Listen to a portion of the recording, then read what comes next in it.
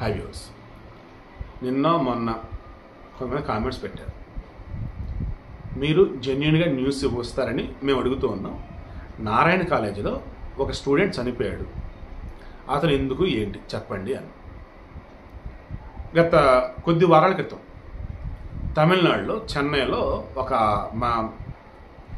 ఆమె ఆత్మహత్యతో చనిపోయింది. ఎందుకు? గత కొద్ది వారాల క్రితం ఆ సంకలో బిడ్డ ఫీడ్ పెడుతూ ఉంది, జారి కింద ఉన్నటువంటి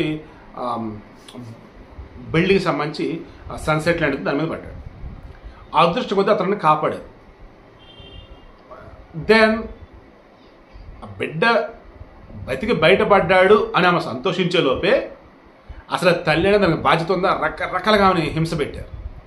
తట్టుకోలేక సైకిల్ డిప్రెషన్లోకి వెళ్ళిపోయి పుట్టింటికి వెళ్ళింది. బర్త్ తీసుకుని వెళ్ళాడు, ట్రీట్మెంట్ కూడా ఇప్పించారు. దెన్ రికవర్ అయ్యింది అనుకోని మరలా సిటీకి వచ్చారు, ఏటోటి పనుల్లో ఉన్నారు. దెన్ ఈమె వచ్చేసి ఇంట్లో ఊరేసుకొని చనిపోయారు. ఏంటి? ఆ బిడ్డని ఏ తల్లి కూడా నిర్లక్ష్యంగా వదిలేదు, జాగ్రత్తగానే ఉంది. అనుకోకుండా ఆ బిడ్డ జారి పడ్డాడు. ఆ బిడ్డ బతకాలని ఆ తల్లి ఎంత తాపత్రయపడిందో బిడ్డ బతికాడు. కానీ ఆ తల్లిని సమాజం ఏం చేసింది? చచ్చే వరకు వేధిస్తూనే ఉంది, చనిపోయాడు. ఆ ఇన్సిడెంట్ గుర్తొచ్చి ఈ నారాయణ కాలేజ్ కోహెడ హైదరాబాద్ అవుట్స్కట్స్, అక్కడ చనిపోయిన పిల్లోడు ఎలా చనిపోయాడు ఏంటని చూసినప్పుడు అగైన్ మళ్ళీ తల్లిదండ్రుల మీద నింద వేయాల్సి ఉండింది. వద్దు అని చెప్పేసి దాన్ని జాస్తి ఎలా టచ్ చేయాలి ఏంటి అని చెప్పేసి ఆగితూ ఇప్పుడు చెప్తున్నా. నేను గతంలో ఇలాగే ఒక న్యూస్ కూడా ఇచ్చాను, గుర్తుందా మీకు? సేమ్ ఆడపిల్ల మగపిల్లోడు కాలేజీలో వదిలిపెట్టారు, అబ్బాయి అతను కూడా కాలేజీలో వదిలిపెట్టారు. ఇబ్బందిగా ఏదో ఉందన్నారు. ఊరి నుంచి వచ్చి చెప్పారు పిల్లోడికి, ఓకే ఏమో మరి వస్తావా ఉంటామంటే పర్లేదులే ఉంటాను అని అన్నాడు. ఈ లోపు వచ్చేసి కొత్తగా జాయిన్ అవ్వదమ్మా కాలేజీలో, సర్దుకమ్మ అదమ్మ ఇదమ్మ అని చెప్పారు, వెళ్ళారు. బట్ ఫ్యాకల్టీ ప్రెజరు అండ్ కొత్తగా ఇంటి దగ్గర నుంచి వచ్చి హాస్టల్ ఉండటం ఇవన్నీ తట్టుకోలేక ఆ పిల్లడు ఆత్మహత్య చేసుకున్నాడు.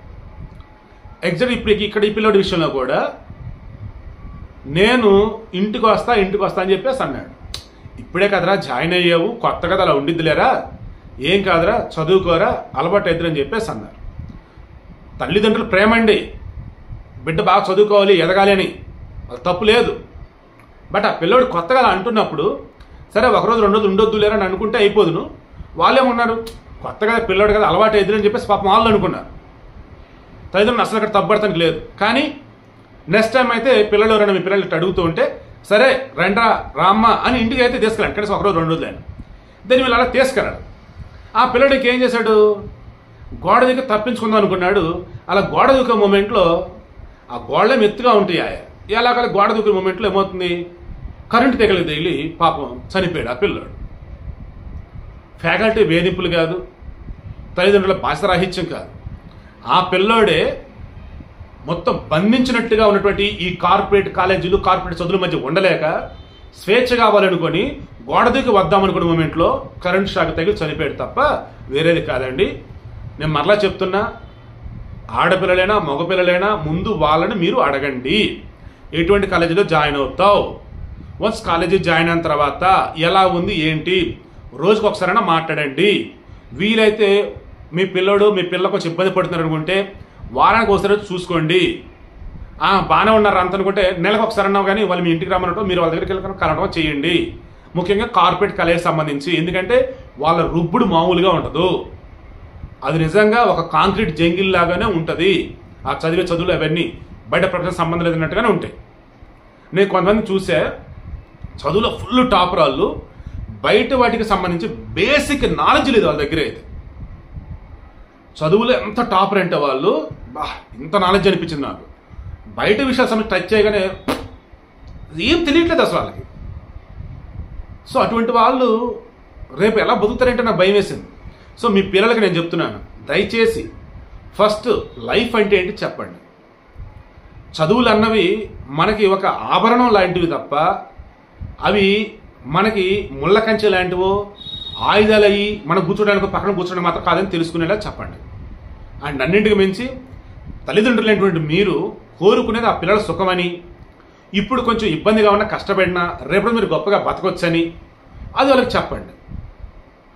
అండ్ ఫ్రెండ్ సర్కిల్ కూడా కరెక్ట్గా ఉండేలా చూసుకోండి పిల్లలకు సంబంధించి. అండ్ ఫ్యాకల్టీ గతంలో చెప్పినప్పుడు కూడా చెప్తాను, అరే నాయన మీ మేనేజ్మెంట్ పెట్టే టార్చర్ని మీరు పిల్లల మీద పెట్టకండి. నేను మరలా చెప్తా, కార్పొరేట్ కాలేజీల్లో ఫ్యాకల్టీ ఉంటారు కదా, వీళ్ళ మీద మేనేజ్మెంట్ టార్చర్ ఉండితే ఘోరతిగా ఉండే ఆ టార్చర్ అయితే వీళ్ళు వచ్చేసి పిల్లల మీద పెడతా ఉంటారు ఆ టార్చర్ని అంతా. ఇంట్లో పెళ్ళాం వీడిని కొట్టినా వీడు వచ్చి వీళ్ళ మీద చూపిస్తూ ఉంటాడు ప్రతాపం. ఇంట్లో మొగుడు ఏదైనా అన్నా ఆమె వచ్చి వీళ్ళ మీద చూపిస్తూ ఉండేది ప్రతాపం. అందరికి వచ్చేసి పాప మీ పిల్లలు అన్నమాట. వీళ్ళని ఇల్లు పెట్టి ఆడొచ్చి చదువుకుంటా ఉంటారు. ఒక పక్క మార్కులు రావాలా, ఒక పక్క పెట్టి ఇంటర్నల్ టెస్ట్లో మార్కులు రావాలా, నీటు జేఈ వీటిలో హడావుడి, ఈలోపు మరలా చదువు ఈ చదువు ఆ కంపారిజన్ ఈ కంపారిజన్. ఎంత ప్రజల పాపం వాళ్ళు ఎంత భరిస్తారు వాళ్ళు. ఈలోపు ఎవరైనా స్వేచ్ఛగా వెళ్ళిపోదామంటే ఇంట్లో వాళ్ళు కొద్ది రోజులు ఉండామని పాపం నచ్చ చెబుతారు. ఈలోపు మనం వద్దాం ఉన్న లోపు వీళ్ళేమో ఆత్మహత్య చూడాలి, లేదా గోడ దుఃఖం ఉండడం, ఇదిగో ఇలా రకంగా ఆ కరెంట్ షాక్ తగిలి చనిపోవటాలు ఇలా జరుగుతూ ఉంది. దయచేసి పిల్లలు జాగ్రత్త. చదువులు చెప్పేవాళ్ళు మీరు చదువులు చెప్పండి, పిల్లల ప్రాణాలు మాత్రం తీయొద్దు. అలా తీసే విధంగా దయచేసి ప్రవర్తించండి.